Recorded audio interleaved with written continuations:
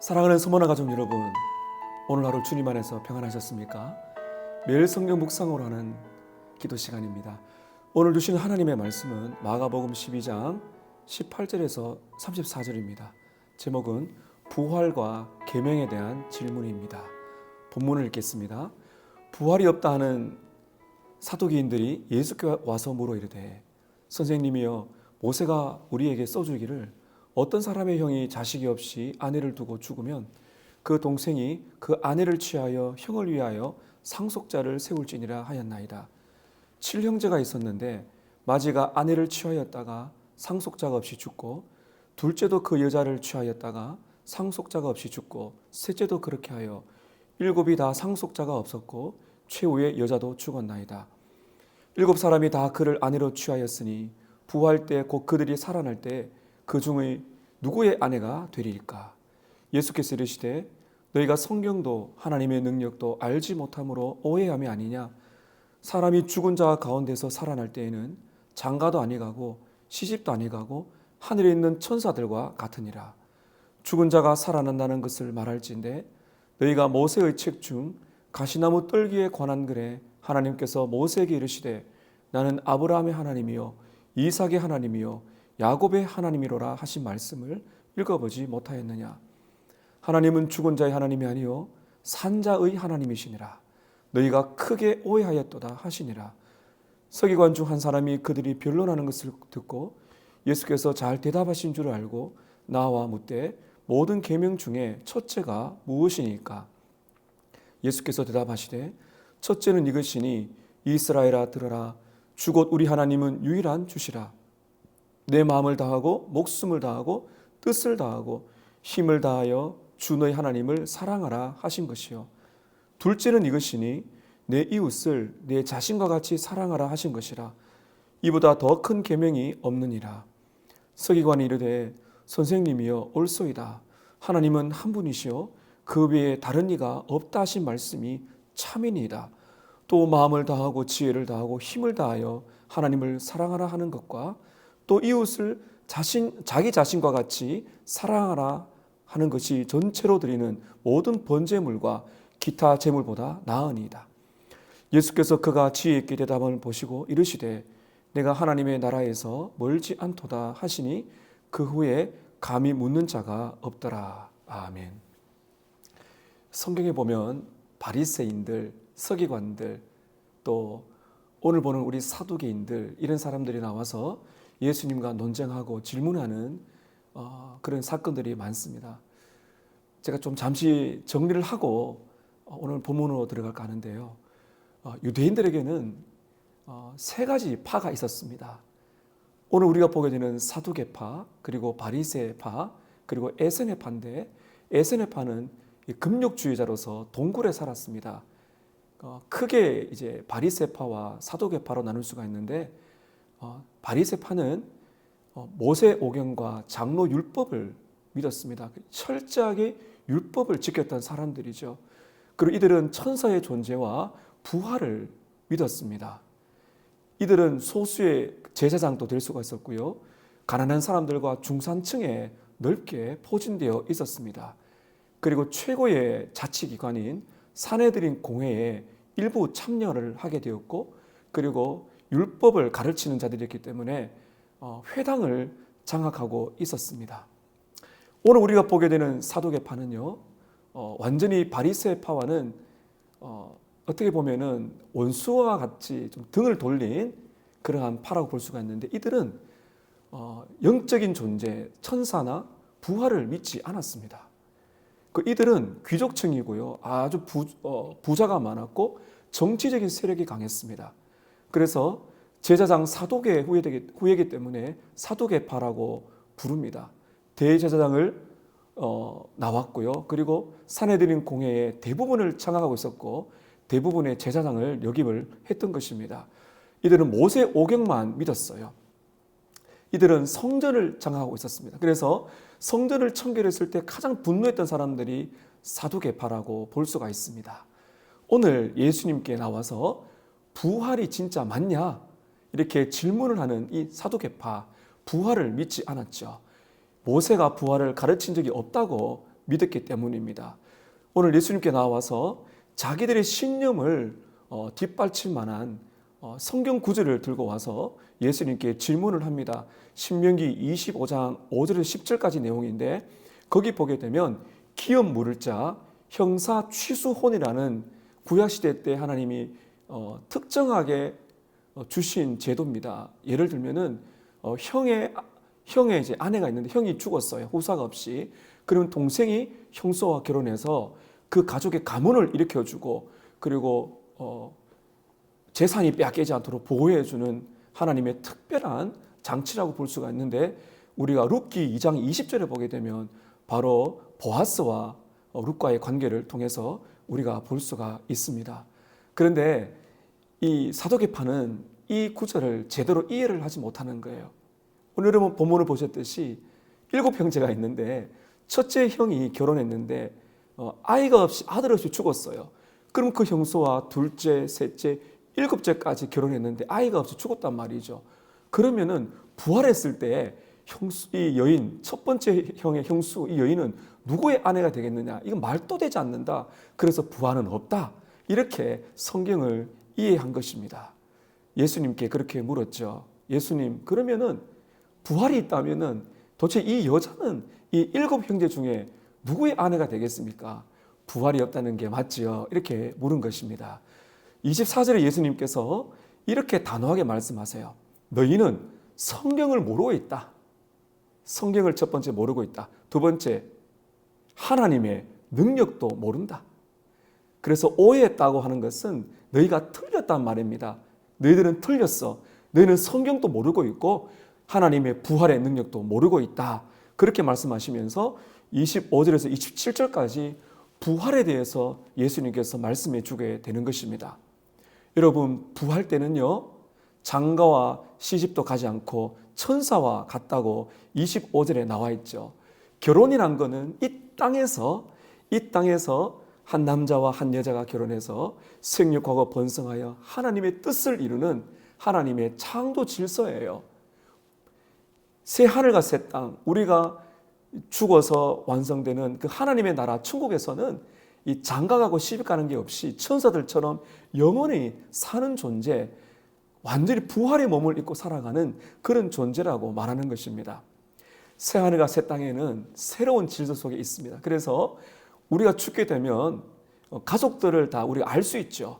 그러나 내 가족, 내 남편으로 되는 것이 아니라 모두가 다 하나님의 은혜 아래서 새롭게 짜여지는 영적인 가족으로 살아가게 되는 것입니다. 그래서 우리 아이들이 가끔 그렇게 질문하죠. 아빠, 천국은 지루하지 않을까요? 그런 걱정할 필요가 없습니다.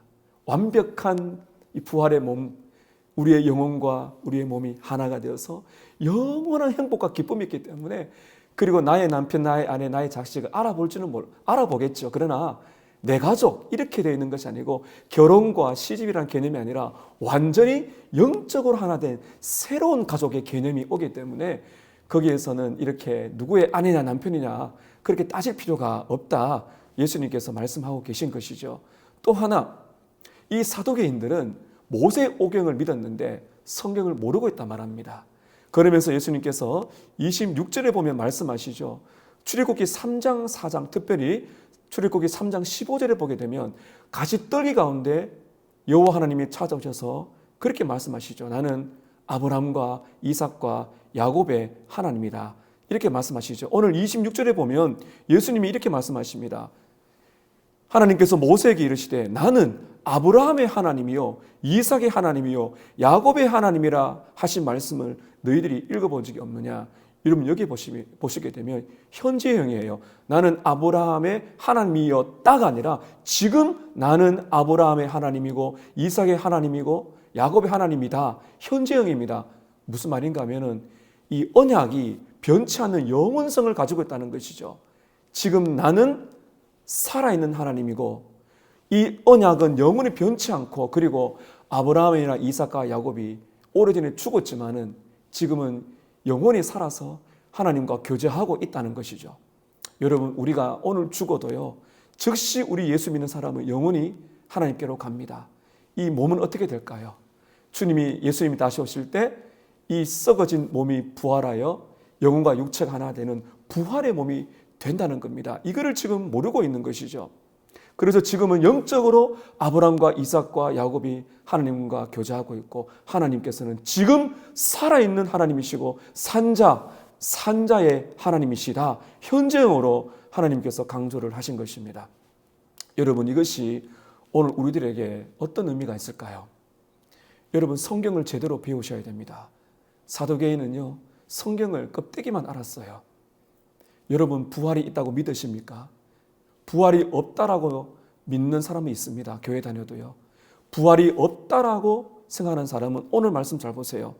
너희는 성경을 모르고 또 무엇을 모른다고요? 하나님의 능력을 모른다는 겁니다. 하나님의 능력을 모른다는 것은, 죽은 자를 살리시는 하나님의 능력을 모른다는 것은 하나님을 모른다는 겁니다. 여러분은 부활을 믿으십니까? 그렇다면 우리는 죽음을 두려워할 필요가 없습니다. 코로나19 때문에 많은 사람이 죽음에 떨고 있지만은, 여러분, 예수 믿는 사람들은 죽음을 두려워할 필요가 없습니다. 십자가와 부활을 믿는 우리들은 바로 성경을 제대로 믿는 사람이고 부활의 소망 가운데 살아가는 사람이기 때문입니다. 부활의 소망 가운데 살아가시기를 축복합니다. 오늘 두 번째 사건으로 넘어갑니다. 사두개인과 대화하시는 예수님의 모습을 보면서 한 서기관이 예수님을 찾아옵니다.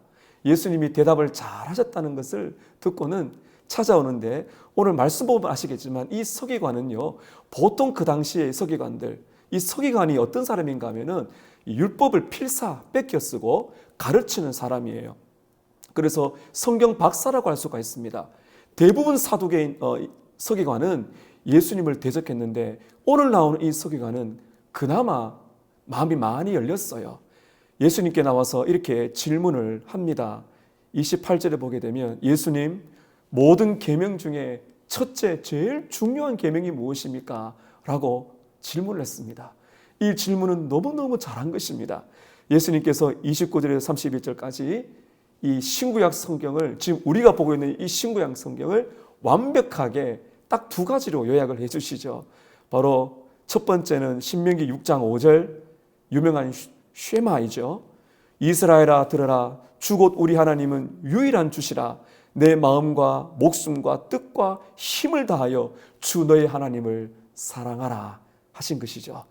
그 둘째는 뭐라 말씀하십니까? 레위기 19장 8절이죠. 내 이웃을 내 자신과 같이 사랑하라. 이보다 더 큰 계명은 없다. 예수님께서 정리를 해 주신 것이죠. 10계명을 딱 반을 나누면 하나님 사랑, 그리고 이웃 사랑, 그렇게 우리가 볼 수가 있는 것입니다. 이 서기관은 예수님의 대답을 듣고는 너무너무 기뻤어요. 그리고 32절에 이렇게 말합니다. 선생님, 맞습니다. 하나님은 한 분뿐이시고 하나님 외에는 다른 사람이 없습니다. 또 마음과 지혜와 힘을 다해서 하나님을 사랑하는 것과 이웃을 자기 자신처럼 사랑하는 것과 전체로 되어 있는 모든 번제물, 희생 제물보다도 진짜 하나님을 사랑하고 이웃을 사랑하는 이것이 최고의 계명이 맞습니다. 자, 오늘 사건의 이제 마지막으로 갑니다. 예수님께서는 34절을 보게 되면 그가 지혜롭게 대답함을 보았다 했습니다. 상당히 마음이 열렸죠. 그리고 이 율법의 핵심을 너무너무 잘 알고 있는 것입니다. 예수님께서 지혜롭게 대답함을 보시고 그에게 이렇게 칭찬하세요. 자, 34절 끝을 보시면 내가 하나님의 나라에서 멀지 않다. 하나님의 나라에 가까이 있다. 이건 첫 번째 칭찬이 맞습니다. 여러분, 우리가 마가복음에 보았지만은 대부분의 서기관들보다는 마음이 많이 열렸죠. 그렇게 완악하지 않습니다. 예수님께 정말 배우고 싶어서 온 것 같아요. 그리고 이 사람은 부자 청년, 정말 영생의 길을 알고 찾아왔지만은 모든 것을 버리고 주를 따르라는, 하나님만을 섬기라는 그 말씀을 듣고 돌아가 보니 부자 청년보다도 훨씬 나은 사람입니다. 칭찬하신 것은 맞습니다. 그러나 여러분, 이 칭찬과 더불어서 안타까운 것이 하나가 있는데요. 그것은 바로 이 사람이 진짜 하나님 나라의 백성은 아니라는 것입니다. 다시 한번 말씀을 보세요. 내가 하나님의 나라에서 멀지 않다. 여러분, 이것을 이렇게 바꿔보세요. 내가 하나님 나라에 가까이 있다. 여러분, 하나님 나라에 가까이 있다는 것은 마음이 많이 열려서 많이 배웠고, 그리고 마음이 열려서 지혜롭게 말씀을 청종하고 있어요. 그러나 결정적인 그 결론은 무엇입니까? 하나님 나라에 가까이 있고 멀지 않지만 하나님 나라의 안에 있지 않다는 것입니다. 무슨 말입니까, 여러분? 우리는 하나님 나라 안에 있어야 돼요. 그런데 이 서기관은 마음이 많이 열렸지만 하나님 안에, 나라 안에 있지 않습니다. 왜 그랬을까요? 중요한 것은 진짜 하나님의 사랑을 경험해 본 적이 없기 때문입니다. 자, 여러분께 제가 질문을 드릴게요. 제일 큰 계명이 뭐라고요? 하나님을, 유일하신 하나님을 마음과 뜻과 정성을 다하여 100% 다하여 사랑할 수가 있겠습니까? 저와 여러분이. 안 되죠. 두 번째 질문입니다. 내 이웃을 내 몸처럼 사랑할 능력이 우리에게 있습니까? 없습니다. 그러면 이 말씀 어떻게 우리가 지키며 살아갈 수가 있겠습니까? 이 사랑의 기초가 따로 있습니다. 제가 지금 드리는 말씀을 잘 보십시오. 사랑의 출발은 우리가 아닙니다. 사랑의 기초는 하나님이십니다. 하나님은 사랑이신데요, 하나님에게서 사랑이 흘러나옵니다. 그 흘러나오는 하나님의 사랑의 절정이 십자가입니다. 우리를 생명을 다하여 우리를 사랑하셔서 자기의 사랑을 쏟아부으신 그것이 무엇인가 하면 예수님의 십자가의 사건이에요. 하나님의 측량할 수 없는 사랑이 부어집니다. 그러면 거듭나는 순간은 무엇을 깨닫습니까? 하나님의 측량할 수 없는, 우리가 이해할 수 없는 십자가의 사랑을 받게 되죠. 그 사랑의 불같은 사랑을 받게 되면 우리 안에 어떤 변화가 일어납니까? 이걸 신학적으로 환원이라 그럽니다. 환원이라는 것은 돌아간다는 거죠. 쉽게 말하면 이런 것입니다. 하나님을 사랑합니다. 하나님을 기뻐합니다. 하나님 너무 좋아요. 왜 그렇습니까? 사랑을 받았기 때문입니다. 내가 하나님을 사랑한 것이 아니라 하나님이 나를 먼저 사랑하셨죠. 사랑을 받은 사람은 바로 하나님께 사랑을 고백합니다. 이게 받은 사랑을 하나님께 올려드리는 거죠. 사랑합니다. 감사합니다. 기뻐합니다. 이것이 사랑의 기초며 사랑의 환원, 하나님께 우리의 사랑을 고백하는 거죠. 그래서 사랑을 많이 경험하게 되면 마음과 뜻과 정성을 다하여 하나님을 사랑할 능력과 은혜를 받게 되는 것입니다. 그 다음에 이렇게 끝나지 않아요. 사랑의 완성이 있습니다. 그것은 받은 사랑을 하나님께 고백하는 환원으로 끝나는 것이 아니라 이 사랑이 받고 하나님께 고백하는, 받고 환원하는 것으로 끝나는 것이 아니라 사랑은 흘러갑니다. 어디에게로요? 다른 사람에게. 이게 사랑이 흘러감, 사랑의 완성이에요. 이 세 가지죠. 흘러나오고 받고 누리며 하나님께 환원 고백하며 돌려드리고, 그 다음에 이웃에게로 흘러가는 이 완성의 단계가 있는 것이죠. 여러분, 그래서 하나님을 온 마음 다해 사랑하는 것, 그리고 이웃을 향하여 내 자신처럼 사랑하는 것은 결론적으로 우리의 힘으로 하는 것이 아닙니다. 내 힘으로 노력하려고 아무리 결단해봐야 못합니다. 하나님의 사랑, 십자가의 사랑을 풍성하게 누리면 누릴수록 하나님을 향한 사랑이 뜨겁게 고백이 되고 그렇게 순종하며 살아가게 되는 것이고요. 그 다음에 이웃을 향한 사랑을 할 수 있는 능력을 받게 되는 것입니다. 이 서기관의 문제가 이것입니다. 하나님을 사랑해야 되는 건 알지만은 하나님의 사랑을 경험해 본 적이 없어요. 하나님의 사랑을 경험해 본 적이 없기 때문에 하나님 나라에서 멀지 않지만 하나님의 나라 안에 있는 사람은 아닙니다. 어떻게 알 수가 있나고요? 여러분, 32절에 서기관이 예수님께 뭐라고 부릅니까? 선생님이여 옳습니다라고 부릅니다. 여러분, 여기 나온 이 선생님은요, 교사, 랍비라는 뜻입니다. 제가 어제 우리 주일 오전 예배 때 그 시각장애인 거지 바디메오가 고백했던 선생님이여 내가 보고 싶습니다 했을 때 그 선생님은요, 원문이 다릅니다. 라보니라 그랬습니다. My master, 그것은 그 주님이라는 뜻이에요. 주님, curious. 이 다른 개념이에요. 지금 이 서기관이 말하고 있는 선생님은 라보니가 아니고요, 그냥 선생님이에요. 훌륭한 선생님. 여러분, 그렇다면 이 서기관은 누가 필요합니까? 훌륭한 선생님이 필요한 것이 아니라 예수 구주, Savior. 나는 죄인입니다. 나는 구주가 필요합니다. 구주 예수님을 만나야 했었던 것입니다. 우리는 이 사람이 어떻게 되는지 모르지만은 만났는지 안 만났는지는 우리는 알 수 없습니다. 사랑하는 여러분, 여러분께서 하나님 나라 안에 있는 사람입니까? 그저 하나님 나라에 가까이 있는 사람입니까? 예수님을 누구로 믿고 있습니까? 예수님을 구주로 믿으십시오. 믿고 있다면 흘러나오는 십자가의 사랑을 오늘 또 풍성히 받아 오늘 여러분 마음과 뜻과 정성을 다하여 하나님을 사랑하고 순종할 능력을 받고 살아가는 은혜를 구하십시오. 그리고 내 힘으로는 안 되지만은 이웃을 그렇게 사랑할 능력을 받아 살아가시기를 바라고 성경을 알되 제대로 알아서 부활의 소망 가운데 살아가시는 여러분 되시기를 주님의 이름으로 축복합니다. 아멘.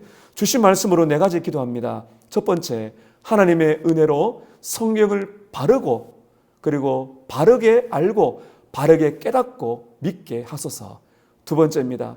죽음을 이기시고 부활하신 예수님을 믿고 부활의 소망 가지고 살게 하소서. 세 번째, 예수님을 나의 구주로 믿음으로써 천국에 가까운 자가 아니라 천국 백성이 되게 하소서. 네 번째, 측량할 수 없는 하나님의 풍성한 사랑을 받고 나도 하나님을 사랑하고 이웃을 사랑할 수 있는 능력을 주소서. 주신 말씀 가지고 합심하여 기도하겠습니다.